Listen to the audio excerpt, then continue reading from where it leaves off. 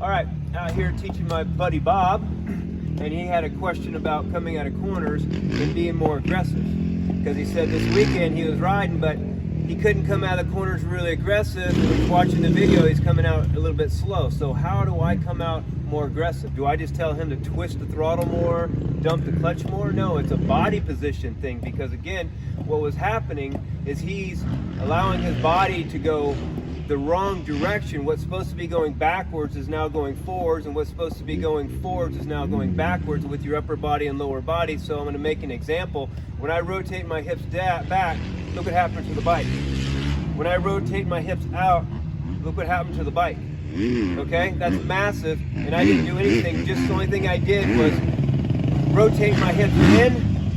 And that's what's happening to a lot of people. When they rotate their hips in to try to get traction, they're actually going away from the motorcycle. So if I go away from the motorcycle and I give this motorcycle gas and it's going forward, well, now I'm always in a constant pull. If I'm always in a constant pull, my arms are tight.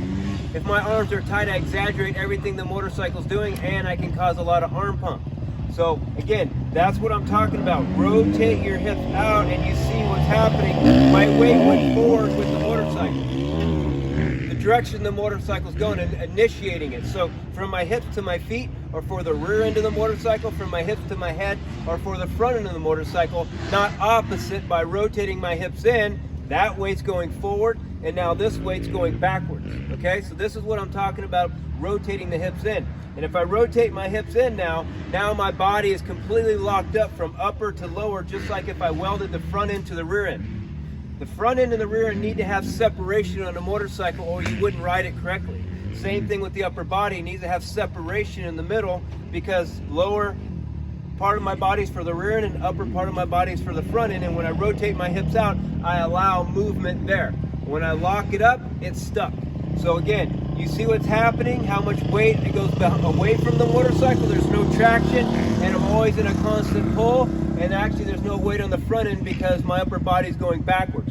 I rotate my hips out, there's weight going to the rear end for traction, and my upper body is going forward to initiate the direction of the bike when I give it gas. My arms can be loose, I can stabilize myself, and I can be one with myself in the middle of my body. So this is what I'm talking about rotating your hips out. And it's one of the most important things you can do in motocross. Sorry, we're at Paula, so everybody's riding right now. So again, remember, rotate in, tuck your butt, oh shit, you go backwards away from the motorcycle. The worst thing you want to do is putting your upper body in the back of the motorcycle, which is the most dangerous thing you could ever do, because whatever the back end does, now I do. Rotate my hips out like every sport on earth.